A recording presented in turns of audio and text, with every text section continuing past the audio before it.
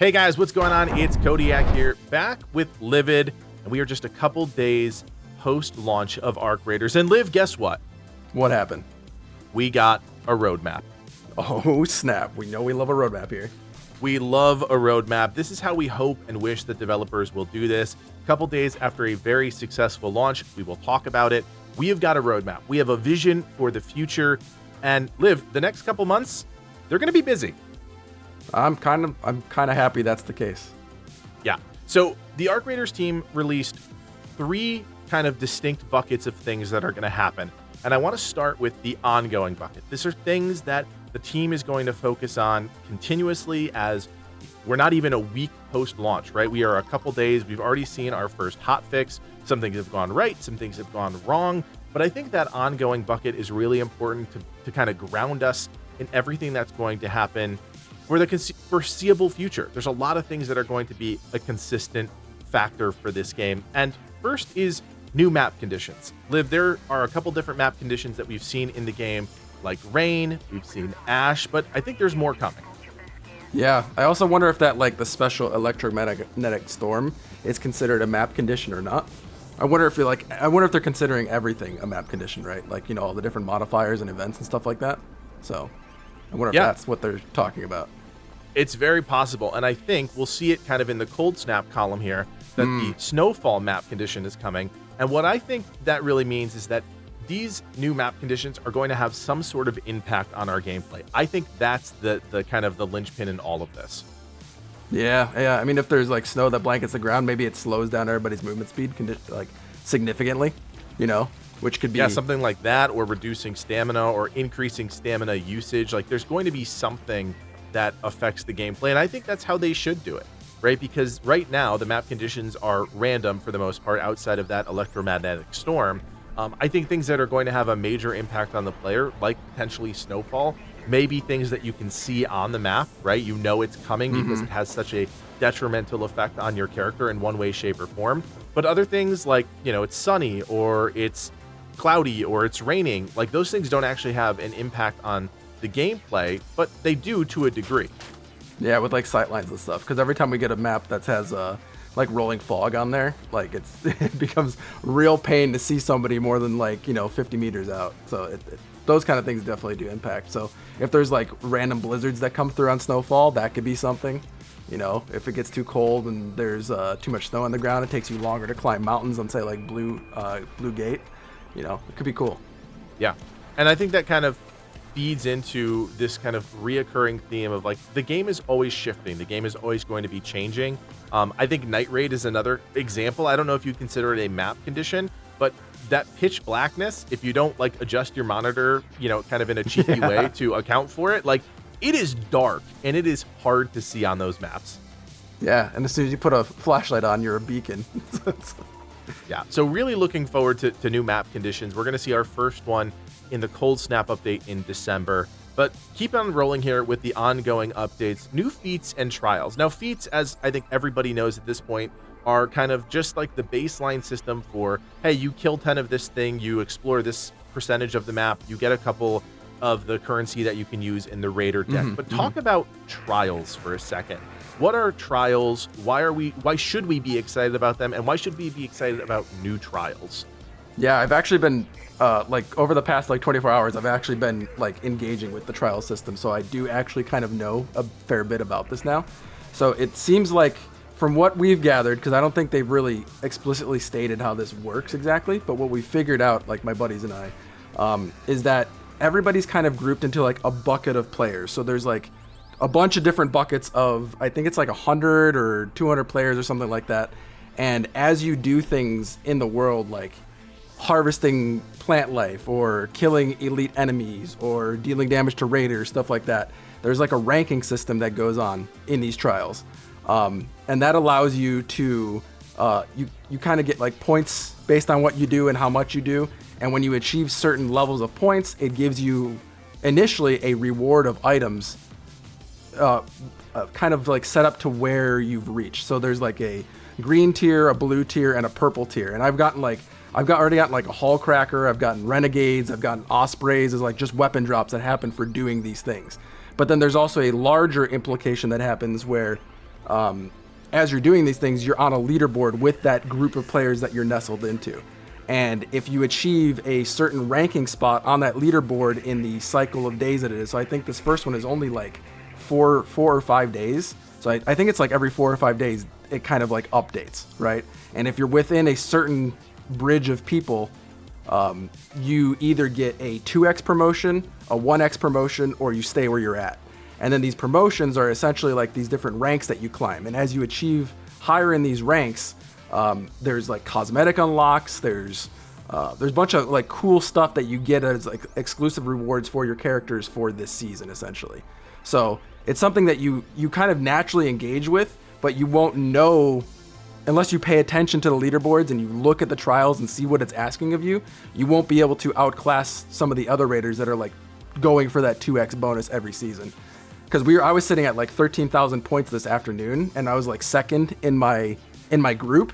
I went and did Halloween stuff and came back, and there's this guy that literally blew past everybody in the tree, and he's at like 49,000 points. He's like 30,000 points higher than anybody. So I don't know what he's been doing. I don't know if he's like been just chasing down elite enemies, but he skyrocketed from like way down in like 40th place all the way up to first. So it's a really cool system that lets players engage with something long term, and I think it's important for a game like this for there to be like a chase, you know?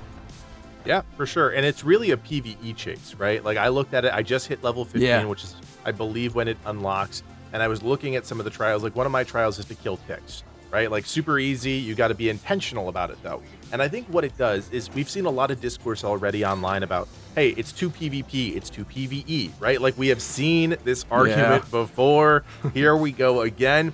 But I think the Arc Raiders team is really smart about how they are trying to balance all of it. They're not trying to force one group of players this way, another group of players that way. They are just kind of saying, hey, here's a system. You can choose to engage in it or not, right? Based on your playstyle. Trials really does slant more towards a PvE player, right? Killing ticks is not necessarily something that you'd be looking to do in a match, but like you can, and you're going to get points for that. Those points are going to feed into a system that unlocks cosmetic and other fun things. Yeah. Yeah, it's really cool stuff. And if we keep looking down the ongoing list, we've got kind of the boilerplate of things. New cosmetics, obviously. I cannot wait to see what they do with this kind of like retro futuristic setting. I think they have some of the best cosmetics in this theme and genre that we have seen. And this has become a pretty popular genre. And Liv, as an artist and somebody that has like seen this type of artwork and like understands it at a level deeper, much deeper than I ever could, like what are your just like baseline thoughts so far on the cosmetics and where the team could go from here?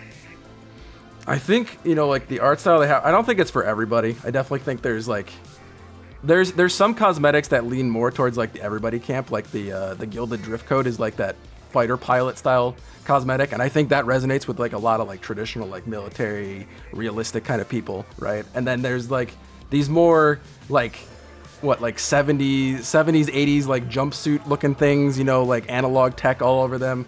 I think it's really cool, and that speaks to a whole category of players.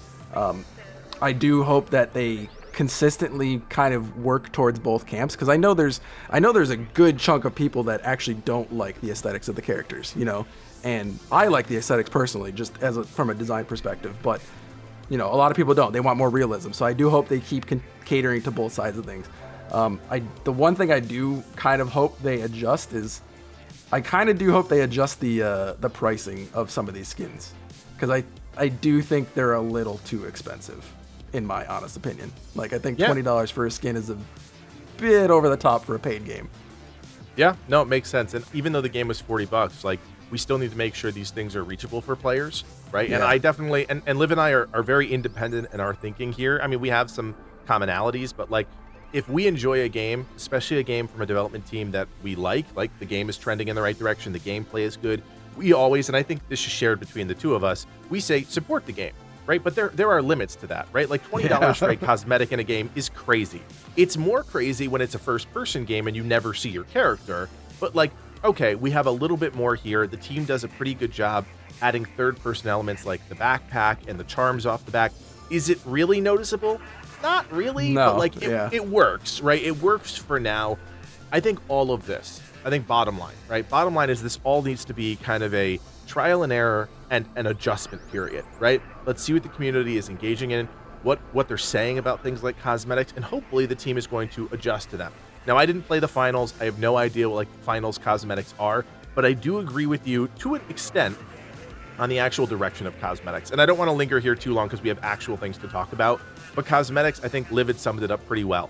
We want to kind of lean towards the realistic group, right? Those hardcore players that are used to Call of Duty, Battlefield, whatever else. They like Tarkov, that realism. yeah. There's nothing wrong with that, right? There's nothing wrong with that. The Tarkov folks, whatever else.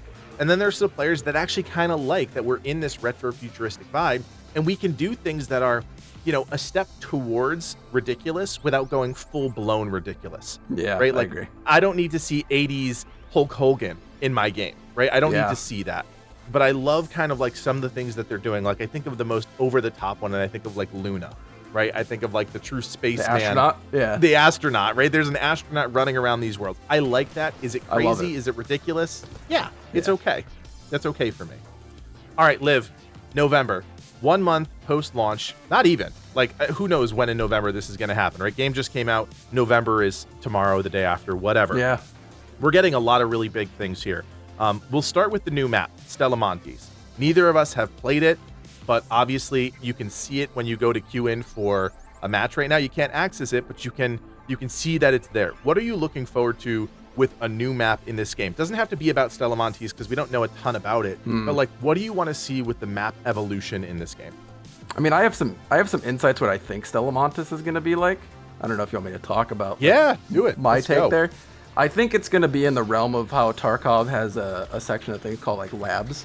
And what labs are essentially is like close quarters environment. It's like all indoors. Inside there, you'll find the highest tier loot in the game. People that go into labs in Tarkov, they basically have to pay like an entrance fee essentially. So like it's high sweat, high risk, high reward. That's kind of, you know, that's what people go to. It's pretty cool. I would not mind seeing something like that in this game. I don't know if we're at a point where that is warranted yet with the community. You know what I mean? Like, I don't know if that high sweat environment is going to really draw in a huge portion of what we have right now, just because this game is really catering to a much larger audience than extraction shooters typically have, right? You know, I think there's a lot more casual players, a lot more PvE players, a lot of players that are just casual enjoyers of third-person shooters. Like, they're not in the extraction mindset that you have to be for that sort of thing.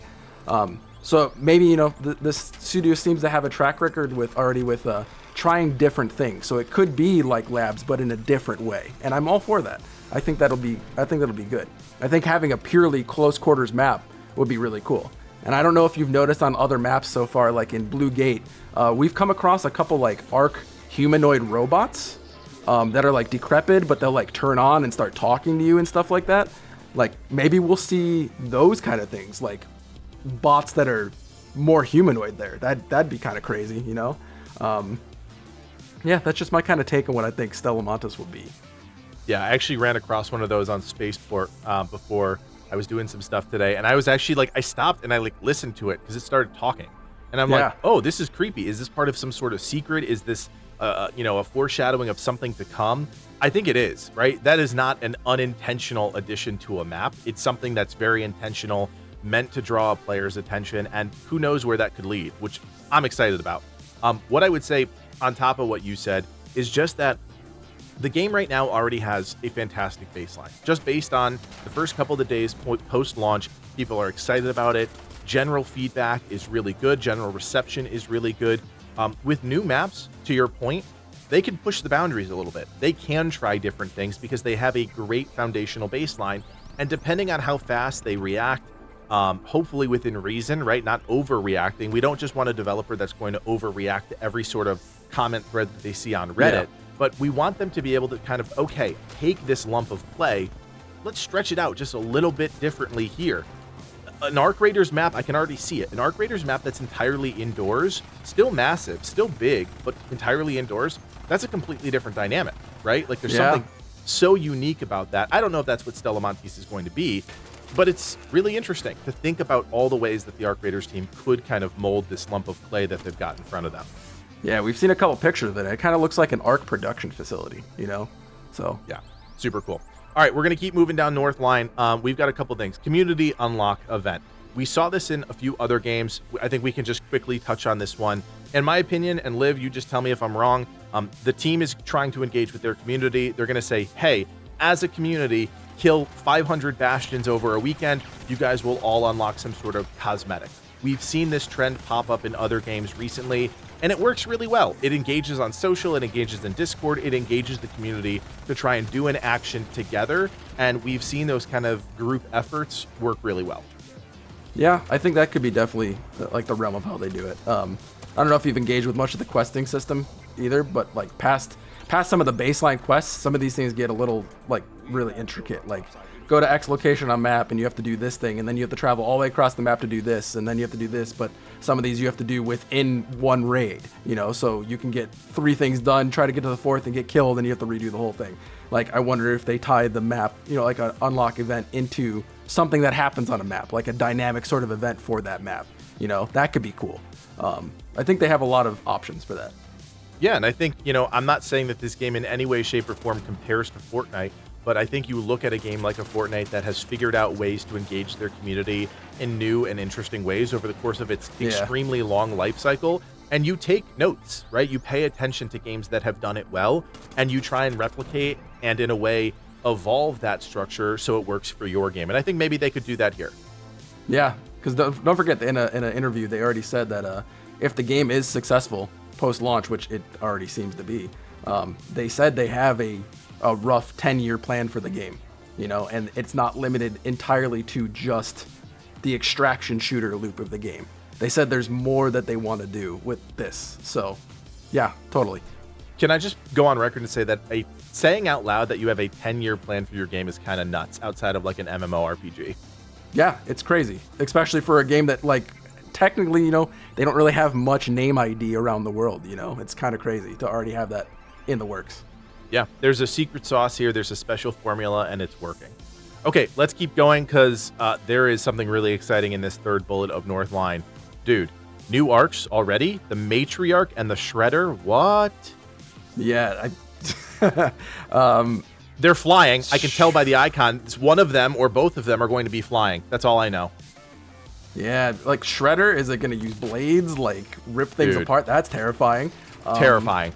I mean, we already saw like the preview of you know, the other walker that nobody really knows the names of these things right now. Everybody's roughly speculating on all these names. The only thing people know is emperors are massive, and that's only because in one of the maps you were able to ping it originally and you could hear the name. But all these other like queens and barons, like nobody knows what they look like. So I don't know if the one that they revealed in the one trailer is Matriarch or it's not. It could be something different. Like, who knows, you know? Honestly, here's the 2 things that go through my mind. One, they are not slowing down with the intensity of these enemies, right? They are already intense. They are already difficult. They can be an X factor in combat.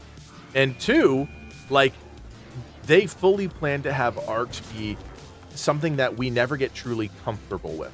And I think that's a really important part of this, right? You are, as we get more skill points, as we get better gear, arcs are going to become less and less of a threat. So they need to find ways to inject arcs continuously or evolve them in some way so that they are a constant presence and a constant threat. You and I have talked about this with survival games, with other games. These games might have a really sharp learning curve, and it may take a long time to get through that early part of the curve.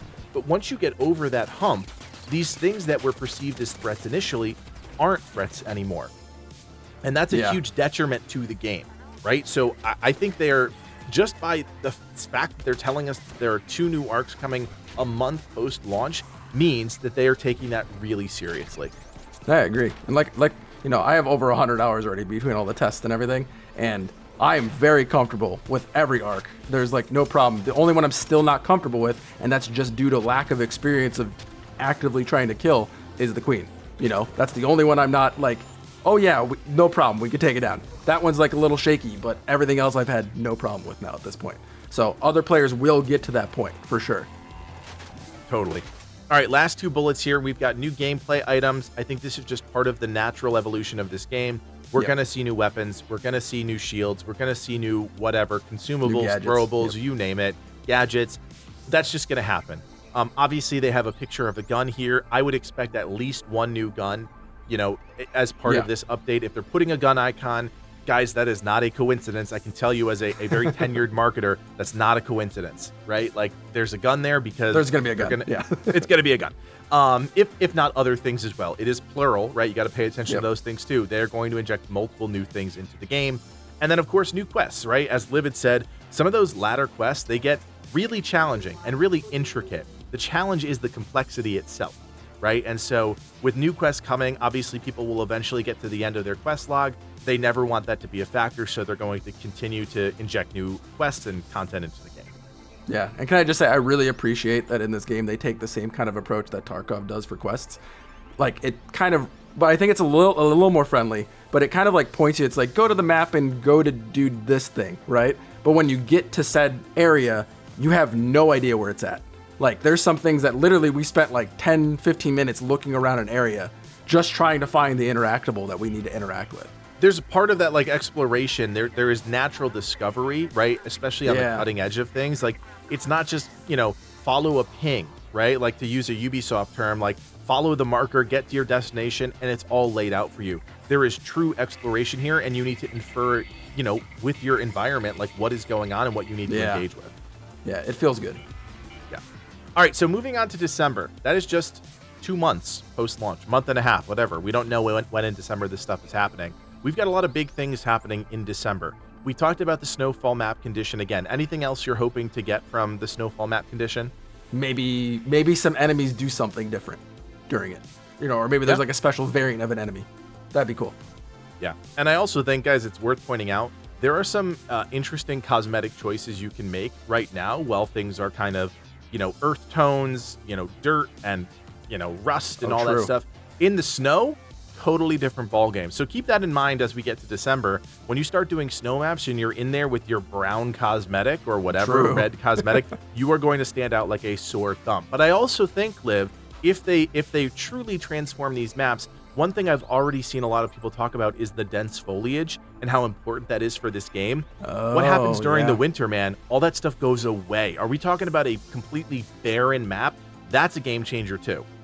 Oh yeah, because that makes arcs way more of a threat because you don't have places to hide. Yeah. Could be a factor. Don't know, just speculating, but could be a factor. I have no idea what this next thing is. Flickering Flames event. Any idea?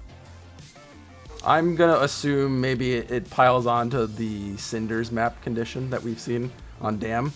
Maybe it's something like that where it is smoky and maybe occasionally like brush fires kick up and maybe it like dynamically sets areas on fire that are, that have brush. That'd be cool. I think it's worth pointing out that it's not a map condition, it's an event, right? And so like that makes me pause for a second and be like, oh man, what could that be? Because like right now, do we have any events in the game? Do you consider something like Night Raid an event or a map condition? I think Electromagnetic Storm is an event, technically, right? Okay. That's what I would think. And that with that, it was like it's dynamic electric strikes that come down and they'll like completely mess you up, or they can hit arc and completely mess them up. So maybe this is a similar kind of thing where it's like, oh, there's just like random fires that break out. That could be cool, Like a fire sweeps over an area and cuts people off. Like, that'd be sick. Very clearly, Livid and I have no idea what's actually happening with this event. And that's cool. We want that to be the case, right? Like, that's exciting for us, too, as players. Okay, let's move down here. I'm gonna skip the third one, and I'm just going to go to 4 and 5, because, again, we already talked about quests. They're going to continually inject new quests into the game. Great, we want to see that. Obviously, those quests can reward some really good things, and I think that's important to factor in. It's not just like, oh, you're going to get 3 grenades for doing this quest. You're getting key cards, you're getting Raider hatch keys, you're getting things that actually matter once you get through that kind of like basic set of quests. So expect that to continue. You're going to get better things, and who knows where that could go. Blueprints. Yeah, blueprints. Absolutely. Raider deck. Liv, just for the folks who haven't engaged with the Raider deck system yet, talk a little bit about how Arc Raiders is doing it, what you like, what you don't like, and then obviously a new one is coming in December. Yeah, I mean, it's just kind of the game's equivalent of a battle pass, but I don't know what it's going to be like going forward. I don't know if this first Raider deck is just free or if they're all going to be free. I don't I don't know if they've explained that. So I don't know if you've heard anything different. I don't know if that's the case, but right now it's a free thing that you kind of buy into. And as you complete the different various challenges that pop up on your screen that are rotating every couple hours, killing a bunch of ticks or killing a bunch of fireballs, stuff like that, that'll award you cred, and then you spend that cred inside of there, similar to the Battle Pass system from Helldivers, where you unlock page by page after you've spent X amount of cred. And it gives you like cool cosmetics. There's some like supply cache items that'll give you sometimes some really cool weapons, some augments, some gadgets, all kinds of cool stuff that you can actually use. Sometimes resources to help you with your upgrades or crafting. And then occasionally in there'll be some of the premium currency. So it's a way for the game to award premium currency to players without them having to spend things, which I think is always good. Yeah, and honestly, my only feedback from the Raider deck system so far is there's a lot of pages of, okay, you've unlocked the base cosmetic early. I like that about the system. But then you spend like 3 pages unlocking every colorway and every attachment to that kind of cosmetic. I don't necessarily love that because I don't feel like I'm actually doing a whole lot. But I do like getting those base cosmetics first. I'm really interested to see how this system, if it is monetized, how it's monetized. Like you said before, the paid cosmetics are already really expensive. I think they've got a nice balance right now, and this is something that we've talked about with other games. They really have to lock in on that balance, understanding we love engaging with the game, we want to support the team, but if you ask too much, then you start, there's some ramifications to that. So we're not saying anything is good or bad at this point, other than the fact that there's a balance, and they need to find that balance. Yep. Okay, last thing on the list here, something that I don't think anybody, maybe you've engaged with it, I have not engaged with it. Expedition departure window. We know a little bit about expeditions, but for those who are maybe just starting out in the game, maybe just hopping on to see what's happening on this roadmap, talk about expeditions and why this is a departure window. Yeah, so the expedition departure window is a specific project. It's for the expedition project. And that just means at this point, that's when the expedition is basically cut off, and that's when it leaves. So you have until that point, and you see there's like a timer on the actual project itself to complete the project by a certain point that then opens up that last week to finish it. And when it finishes, before the season ends, it allows you to essentially prestige your character. So you go into the next season, you will wipe everything. So it's the optional wipe mechanic that most extraction shooters have, but in this game it's optional. So if you don't want to engage with it, don't engage with it. You can keep all your loot and keep playing how you want to. But if you do want to engage with it, you will lose, your skill tree will reset, your gear will go away, stuff like that. There's other things that'll be kept. There are certain progression systems that are kept long term. And they say that there are some buffs that you'll get by successfully completing this and completing it each season. So things like additional skill points to that 75 skill point tree, maybe some XP buffs to let you level up faster, stuff like that. So it's just the game's way of doing the reset mechanic. And I've engaged with it a little bit. I'm almost done with the first set So there's I think there's 6 pages total, and you can only get to the next page by finishing that page. And I'm almost done. I've got almost all the scrap metal and stuff that turned in. There's just a couple things I'm missing. But zoom out for people who are not level 20 yet, because I think that's when it unlocks, right? Yeah. So zoom out for, the 95% of more casual players that are not there yet. What is an expedition? You've mentioned all the things that you're doing, that you've completed, but you didn't actually explain what the expedition is for those who don't understand it. Expedition in this sense is the name of the project. So it's projects. That's what we're looking at. It's this specific project, the only one we have access to right now, and it's the wipe mechanic for the game. So you can do this every single season, and it allows you, when you wipe, you reset your progress basically and all your progression systems in exchange for prestiging your account with cosmetics and stuff like that. That's all it is for expedition. Projects itself are things that you can engage with, and they said they'll loop in seasonal events and stuff like that into this project system, and it's basically where you dump resources to achieve a reward by the end of it. That's all it is. Got it. So yet another optional system that players can engage in, similar to what we talked about before with trials, right? Different system that players can engage in, and then you have that option to wipe your progress for some additional rewards, and they've been pretty ambiguous about what those are going to be. So again, they're giving players a lot of optionality how they engage with the game without actually changing the base game, which I think is a really smart tactic. I do too. I think it's the best way I've seen wipes actually handled in an extraction shooter. And obviously, we're going to need to see how all of this plays out, right? It is 3, 4, whatever, however many days it is post-launch. This is the honeymoon period. This is the rose-tinted glasses period. Once the dust all settles, how does all of this play out? How does the balancing play out? How does every new update to the game play out? It's really exciting stuff to see.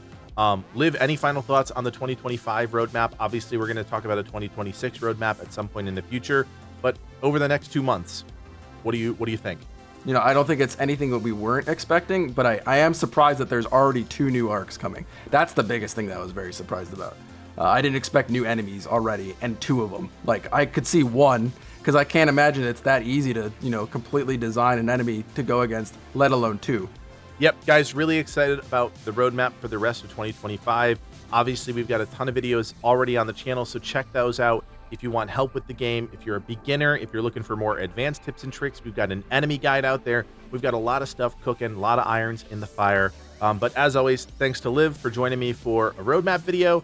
And as always, thank you guys for watching. My name is Codiak, that's Livid, and from everyone here at Legacy Gaming, thanks so much for watching, and play on.